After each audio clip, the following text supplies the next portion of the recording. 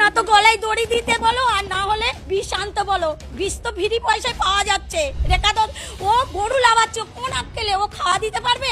এককাল গোবর ফেলতে পারবে? আমার 5 লাখ টাকা লোন নেওয়া, সব মহিলারা এসছে আমার বাড়িতে, এসে বলছে লোন শোধ করো। আমি কি করে করব? চলো আমার বাড়িতে কি অবস্থা। শুভেন্দু অধিকারী এসে, তুই গদিতে বসে আছিস, তুই কি করছিস? মানুষকে এরকম করে হিন্দু ধর্মতে সবকিছু তো নষ্ট করে দিচ্ছিস। আমাদের ঈদটা করতে দিক, আমরা গরুগুলো বিক্রি করি, কিছুটা যেন অন্তত মুক্ত হই। মুসলিম বা তারাও হিন্দু, তারা তো মিশছে একসাথে, আমরা তো একসাথে আছি। তারা কোনোদিন দেনদারি করেনি কি কারু আমাদের গলা ধাক্কান দিইনি। ওদের কুরবানিটা ওদের করতে দাও, আমরা বাঁচি। আমার মতন মহিলা, আমি মহিলা সমিতি থেকে 5 লাখ টাকা নিয়েছি, চলো আমার ব্যাংকে সব আমি জমা দিই, সুদ আসল। কি অবস্থা হয়েছে, আমার স্বামী ভ্যান কাটে, ভ্যান চালায়, আমরা এইভাবে বাঁচি। তাহলে আমাদের বাচ্চা কাচ্চা সব আছে, তাহলে আমরা কি করে খাবো? আমাদের আর ঘুম নেই, রাত্রে ঘুম নেই, চিন্তায় মাথা খারাপ হয়ে যাচ্ছে। আমরা কি করব? কিছুই করার উপায় নেই, কিছুই খুঁজে পাচ্ছি না। আমাদের ঈদটা করতে দিক, আমরা গরুগুলো বিক্রি করি, কিছুটা যেন অন্তত মুক্ত হই। বিধায়িকা হচ্ছে কি আপনার রেখা পাত্র বিভিন্ন জায়গায় রাস্তায় গরু আটকে দিচ্ছে, ওরাও তো ভয় পাচ্ছে। উনি মহিলা হয়ে একটা মহিলাদের কিভাবে কষ্ট দেয়, কিভাবে এরকম ইয়ে করে।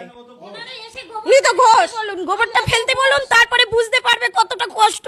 আমার মতন মহিলা, আমি মহিলা সমিতি থেকে 5 লাখ টাকা নিয়েছি, চলো আমার ব্যাংকে সব আমি জমা দিই, সুদ আসল। কি অবস্থা হয়েছে, আমার স্বামী ভ্যান কাটে, ভ্যান চালায়, আমরা এইভাবে বাঁচি। তাহলে আমাদের বাচ্চা কাচ্চা সব আছে, তাহলে আমরা কি করে খাবো, কি করে করব? বিজেপি সরকার এসছে, আমরা মানলাম ভালো হয়েছে, কিন্তু এ কি সর্বনাশ হচ্ছে। না তো গলায় দড়ি দিতে বলো, আর না হলে বিষ আনতে বলো। বিষ তো ফ্রি পয়সায় পাওয়া যাচ্ছে। রেখা তো ও গরু লাগাচ্ছে, কোন আক্কেলে ও খাওয়া দিতে পারবে? এককাল গোবর ফেলতে পারবে? ও 1 লাখ টাকা করে পাবে, আমরা কি পাবো? আমরা কি স্বামীকে খাওয়াবো? আমরা কি স্বামীকে খাওয়াবো? আমরা বাচ্চা কাচ্চাকে কি খাওয়াবো? ও তো বাচ্চাকে হোস্টেলে দিয়ে মানুষ করাবে, আর আমরা কি দিয়ে মানুষ করাবো? আমরা খেটে খাই, গোবর ফেলে খাই, এই তো খাটাল ধুয়ে এসছি। আমরা ছেঁড়া জামা পরে ঘুরে বেড়াই, আমরা ভদ্রভাবে নয়, আমরা লেখাপড়া জানি না। ও কি ও তাদের সরকারকে বলো আমাদের এবারটা মুকুব করে দিতে বলো। আমার 5 লাখ টাকা লোন নেওয়া, সব মহিলারা এসছে আমার বাড়িতে, এসে বলছে লোন শোধ করো। আমি কি করে করব? চলো আমার বাড়িতে কি অবস্থা, আমি কি করব আমি ভেবে পাচ্ছি না। আমার স্বামীর আগে চলে ভ্যান নিয়ে বার হয়েছে বলে আমি কাটালে ঢুকবো না।